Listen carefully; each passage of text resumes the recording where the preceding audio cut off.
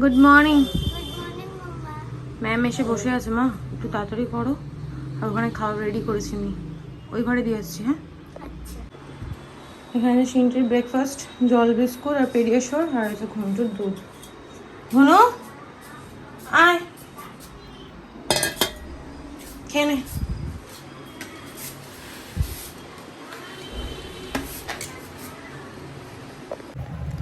Good morning, সুপ্রভাত, welcome to our channel. আশা করি তোমরা খুব ভালো আছো, আমিও খুব ভালো আছি। বাজে এখন ঘড়ির কাঁটায় 11টা 20, ব্লগটা শুরু করছি। ঘুম ভেঙেছে তখন বাজে 10:30। সিন্টের ম্যামের আসার কথা 11টায়। আধ ঘন্টা সময়ের মধ্যে আমি কি হুটোপাটি করে যে কাজগুলো করলাম। দুটো ঘরের ফ্যান পরিষ্কার করেছি, গাছে জল এসে বিছানাগুলো পরিষ্কার করেছি, হয়তো টান টান। আর ওই ঘরে তো পড়তে বসেছে।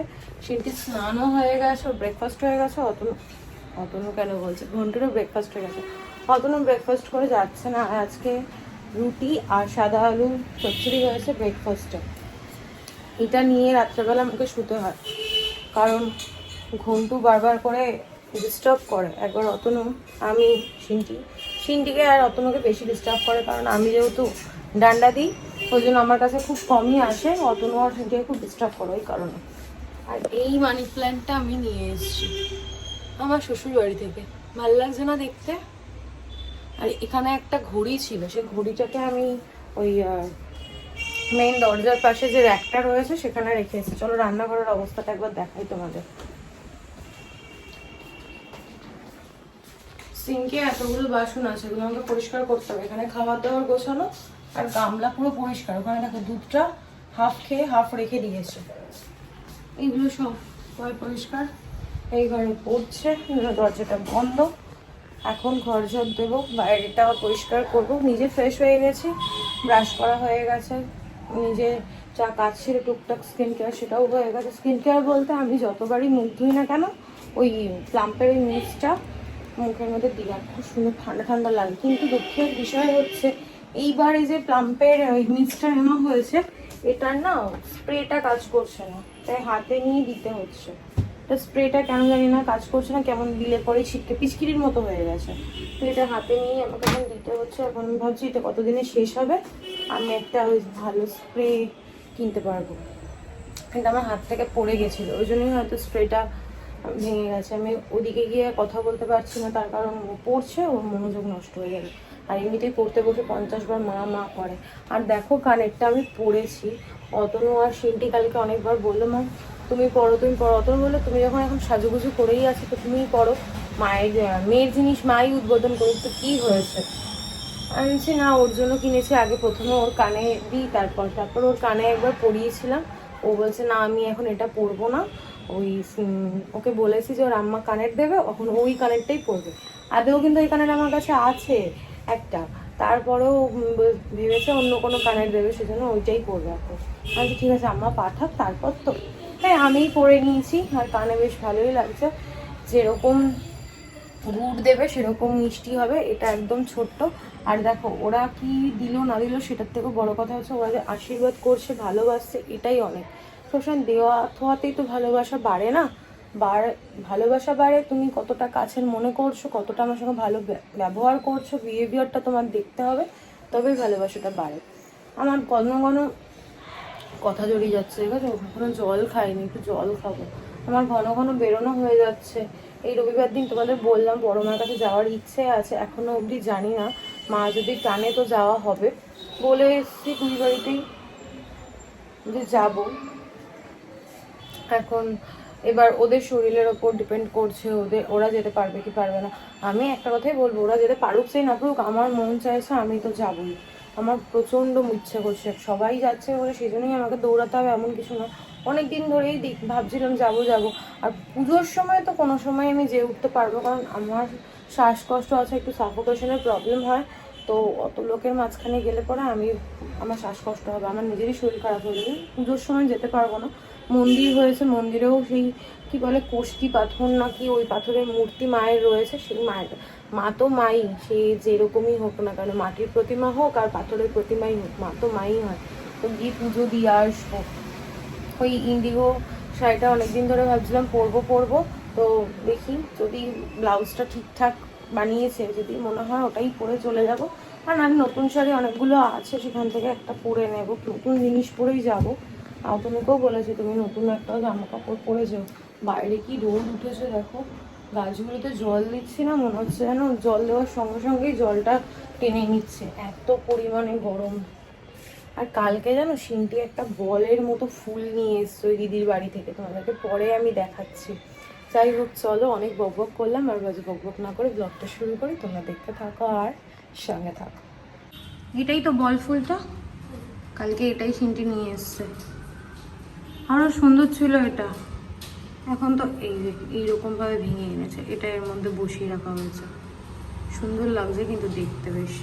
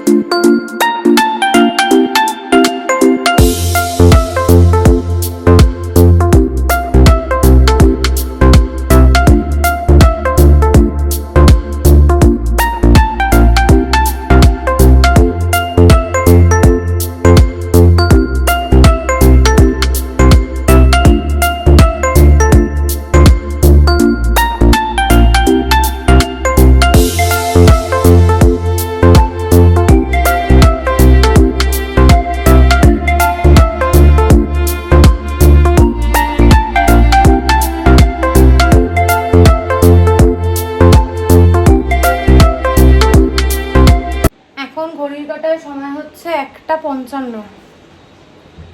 কাজ করতে করতে না আর পারছি না, তোমাদের সঙ্গে তো সবটা শেয়ার করে উঠতে পারিনি। সিন্ডির ম্যাম চলে গেল, তারপর সমস্ত কিছু গুছিয়ে রাখলাম। জানাটা বন্ধ করে দেবো, রান্না বান্না হচ্ছে তো উল্টো দিকে, ঝাঁজ আসছে।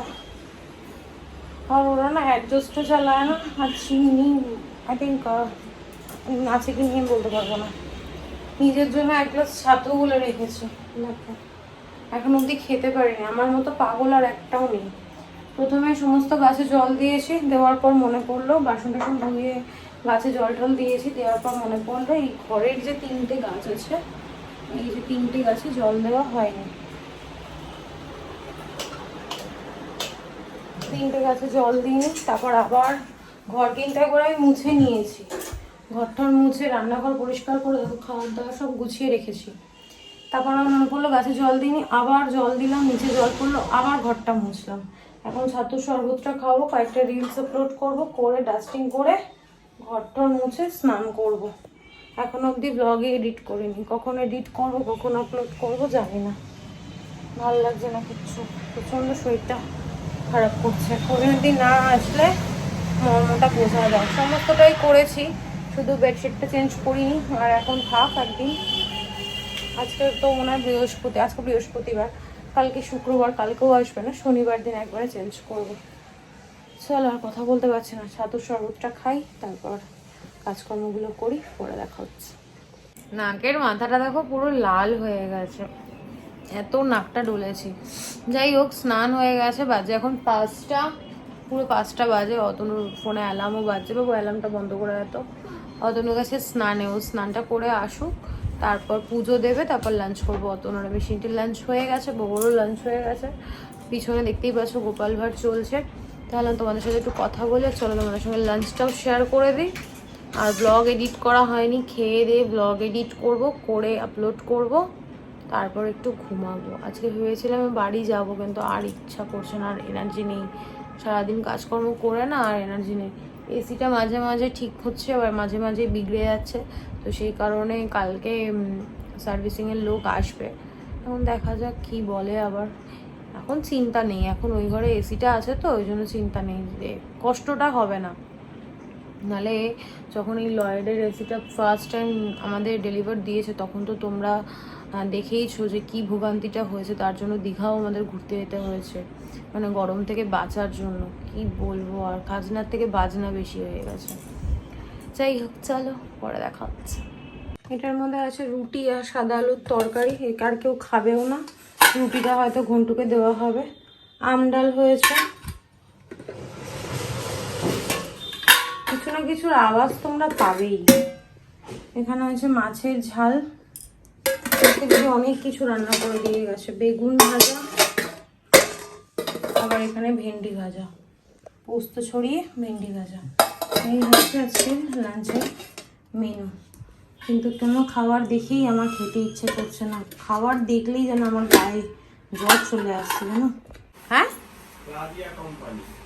কোম্পানি থেকে তোমাকে কয়েকটা কি বলে এটাকে জানো, দূর বাবা মাথা না কাজ করছে না। হলুদের গুঁড়ো, জিরের গুঁড়ো, তারপর লঙ্কার গুঁড়ো, আর এটা কি ধনের মনে হয়, আর 1 প্যাকেট তেল সব দিয়ে গেছে।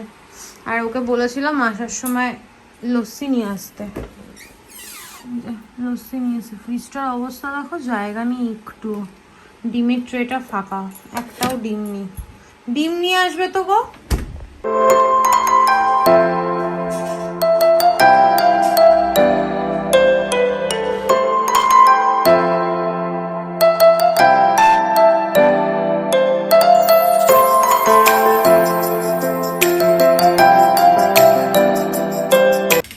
কি আনতে গেছিলি চুপি চুপি? দুটোই তো একটা। চুলগুলো এরকম পাগলের মতো লাগছে কেন? পাগল লাগছে। Thank you. বাজে এখন 11:22। অনেকক্ষণ পর আবার ক্যামেরাটা অন করলাম। বলতে ক্যামেরার সামনে আসলাম। ঘুম দিয়েছি একটা ভালো। তারপর তো একটার পর একটা হরর মুভি আমরা দেখে গেলাম। লাস্টে দেখলাম কি বাবা, কি বই, ভূতটার নাম কি ছিল না, কি কি যেন বেশ এটা না, হ্যাঁ এরকম কিছু একটা নাম ছিল ভূতটার, ভুলেও গেছি। এখন টিভিতে চালিয়ে রেখেছি গোপাল ভাঁড়। অতনু ডাল গরম করছে, ডালটা গরম হলে আমরা ডিনার করব। করে সরি, একদম কম দাও, হ্যাঁ আরো কম দাও, আর একটু কম দাও। ও ঘুম থেকে উঠেছি, শুয়েছিলাম, তারপরও দেখো ঘুম পাচ্ছে। সন্ধ্যা থেকে কিচ্ছু খায়নি। সিনটি মাঝখানে গিয়ে উঠে একবার নিয়ে আসলো, ওই যে কি যেন বলে, হলে গিয়ে মুভি দেখলে পরে তখন ইন্টারভেলের সময় পপকর্ন কোল্ড ড্রিঙ্কস খায় না, তখন সিনটি গিয়ে নিয়ে আসলো দুটো তোমার ওটাই কি লস্যি বলে। এখন কথা বলতে গেলে আমি ভুলে যাচ্ছি সব কিছু। তো ওই লস্যিটা খেলো। আমি খাইনি, আমার ভালো লাগে না লস্যি খেতে খুব একটা, এখন ভালোই লাগে না, আগে খুব ভালো লাগতো। তারপর আজকে ব্লগ এডিট করে আপলোড করতে অনেক লেট হয়ে গেছে, কারণ ঘুমিয়ে পড়েছিলাম। এডিট করতে করতেই ঘুমিয়ে পড়েছি। তারপর 8:30 নাগাদ ঘুম ভাঙলো, ঘুম থেকে উঠে এডিট করে আপলোড করলাম। তারপর যে মুভি দেখা শুরু করলাম, অতনু আসা অব্দি আমরা মুভি দেখলাম। এখন ডিনারটা করে নিই, তারপর ব্লগটা এন্ড করছি। কি রে ঘন্টু, তুই টিভি দেখছিস?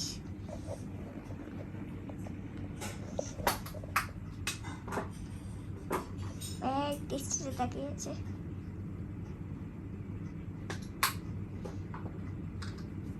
আজকে তুই কিরকম ভাবে চুল বেঁধেছিস একটু দেখাই। দেখো, বড় মানুষের মধ্যে চুল বেঁধেছে। চুলটা কেটে দেবো, হ্যাঁ বাবা? না, এদিকে আয়, ক্যামেরা থেকে বেরিয়ে গেছিস। হ্যাঁ, চুলটা কেটে না না না নেড়ু করে দেবো। না, গরমে সবাই নেড়ু হয়। তুইও তাহলে তুই আর আমি একসাথে নেড়ু হয়ে যাই। না, পালাই আমি। বাজে এখন 12:20। আমার সমস্ত কাজ কমপ্লিট, ফ্রেশ হয়ে গেছি। সিনটি এদিকে শুয়ে পড়েছে, ঘন্টু ওখানে শুয়ে পড়েছে। ঘনু নাটি, ঘনুর জন্য নাটি নিয়ে এসছি। আর অতনু বাসনটা পরিষ্কার করছে। ওর হয়ে গেলে ও ফ্রেশ হয়ে চলে আসবে শুতে। প্রচন্ড গরম নাকি আজকে,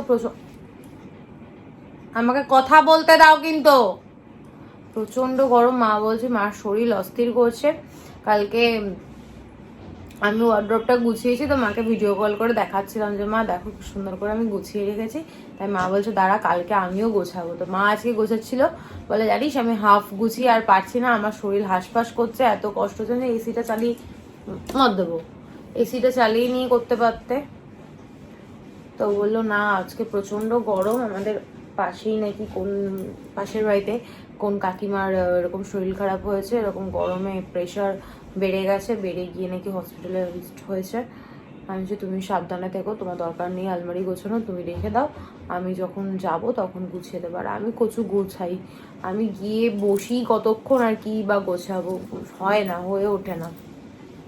এখন আমার নাইট স্কিন কেয়ার হয়ে গেছে, সব হয়ে গেছে। এখন একটুখানি গোপাল ভাত দেখবো, ব্লগটা এডিট করবো, করে শোবো। কারণ ব্লগ যদি এখন আমি এডিট না করি সকালবেলা দিকটা না এডিট করা যায় না। দেখো লাঠিটার সামনে মুখটা করবো, দেবো দেবো দেবো দেবো দেবো। এতক্ষণ অতনুর সঙ্গে খেললো, মারবো কিন্তু আমি। অতনুর সঙ্গে খেলে ছোট্ট একটা বল নিয়ে, তারপর এখন আবার আমার সঙ্গে, এখন তারপর আবার সিনজির কাছে যাবে। আজকেও আমি নেল পলিশটা চেঞ্জ করেছি, নেল পলিশটা না আমার খুব একটা ভালো লাগছে না, তো থাকুক, পরে যখন ফেলেছি আর কি করব, দেখে কিনে নি। এটা সেই নাইকা থেকে যখন নেল পলিশগুলো এসেছিলো তো সেই দিনই আমি কল্পতরু থেকে এই কালারটা নিয়েছিলাম। আর কি বলবো তোমাদের সঙ্গে কথা, এই যা জ্বালাচ্ছে। আজকে আমার কোনো পার্সেল আসেনি, আর যেই দুটো যে পার্সেল এসেছিল ওটার মধ্যে একটা না এক্সচেঞ্জ করতে হবে, ওটা অনেকটা বড় এসেছিল, তোমাদেরকে দেখিয়েছিলাম। ওটা আমি রিটার্ন করেছি, এক্সচেঞ্জ করেছি যে স্মল সাইজের জন্য, তো ওটাও কোনো রকম কিছু নিতেও এলো না, ভালো লাগছে না। দুটো গ্লাস অর্ডার করেছি, সেটাও আসলো না। ফ্লিপকার্টে এখন প্রচুর লেট করছে, বরঞ্চ মিশোতে এখন ফাস্ট ডেলিভারি করছে, ফ্লিপকার্টে এখন প্রচুর লেট হচ্ছে। এখন একটুখানি ভাবছি ঠান্ডা জল খাবো, আমার না খুব আইসক্রিম খেতে ইচ্ছা করছে, কিন্তু দুঃখের বিষয় আমাদের এরকম ফ্রিজে আইসক্রিম নেই, যেটা আছে হ্যাঁ ওটা আমি খাবো না, ওটা আমার ভালো লাগে না, তোমার খেতে ইচ্ছা করছে না। আর এখন এত রাতে কি আইসক্রিম পাবো কোথায়? ব্লগটা আজকে আর কন্টিনিউ করছি না, আর বাজে বক বক না করে আজকে ব্লগটা আমি এখানেই এন্ড করছি। আজকে ব্লগে দেখানোর মতো কিছু নেই, বলার মতো কিছু নেই। ততক্ষণ তুমি সুস্থ থেকো, ভালো থেকো, কালকে দেখা হচ্ছে নতুন একটা ব্লগের সঙ্গে। আজকের ব্লগে যদি কিছু ভালো লেগে থাকে প্লিজ লাইক করে দিও, কমেন্ট করে দিও, শেয়ার করে দিও অ্যান্ড সাবস্ক্রাইব করে দিও। কালকের দিনটা ব্যাস, তারপর করে নিতে আসবে। এখনো সিওরিটি নেই জানো তো, ও বলে যায় এক আর করে আর এক। আগের বারই তোমরা দেখলে তো, বলেছে তো শনিবার দিন থেকে আসবে, জানি না শনিবার দিন থেকে আসবে কিনা। তো কালকে ফোন করবো যে আসবে কি আসবে না, নাহলে না খুব চাপ হয়ে যাচ্ছে। রাত্রেবেলা খেয়ে দিয়ে শুধু ঘরটা ঝাড় দিয়ে শুয়ে পড়তাম, এখন অতনুকে বাসন ধুতে হচ্ছে, আমাকে ঘর মুছতে হচ্ছে, ঘর ঝাড় দিতে হচ্ছে, প্রচুর চাপ হয়ে যাচ্ছে। দুবেলা করে না একই কাজ করতে আর ভালো লাগে না। মদ দিয়ে দেবো, মদ দেবো, একটা কথা বলতে দেয় না কিছু না, শুধু দুষ্টুমি, সারাক্ষণ অ্যাটেনশন চাইবে, আমি পচা ছেলে হয়েছে একদম। চলো গুড নাইট, টাটা। মায়ের সাথে কথা হয়ে গেছে, মা 3বার ফোন করে, একবার সকালবেলা, একবার দুপুরবেলা, একবার রাত্রেবেলা, ব্যাস 3 টাইম কথা হয়ে গেছে। কেন একা থাকে, খোঁজ খবর যদি না নিই তাহলে টেনশন হয়। যতই অতনু পাশের দোকানে থাকুক আর যাই করুক, তবুও একবার গলার আওয়াজটা শুনলেও মনের শান্তি। চলো গুড নাইট, টাটা। এই গনু, তুই এখন দুষ্টুমি করছিস কেন? হ্যাঁ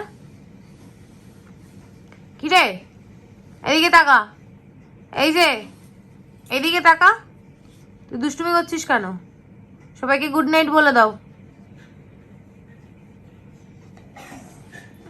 এই যে এইদিকে এইদিকে গুড নাইট বলে দাও। তুই পচা হয়ে যাচ্ছে দিন দিন, উলবো বলে ঘুনু এসে গেছে গো। এরকম পাগলের মতো লাগছে কেন? চুলটা খুলে ফেলেছিস, গরম লাগছে না? ঠান্ডা লাগছে। সবাইকে গুড নাইট বলে দাও। গুড নাইট সবাইকে বলো, সবাই সাবধানে থেকো, সাবধানে থেকো, গরমে বেশি বেশি করে জল খেও। জল খেও ভালোভাবে। আর টাটা করে দাও। টাটা।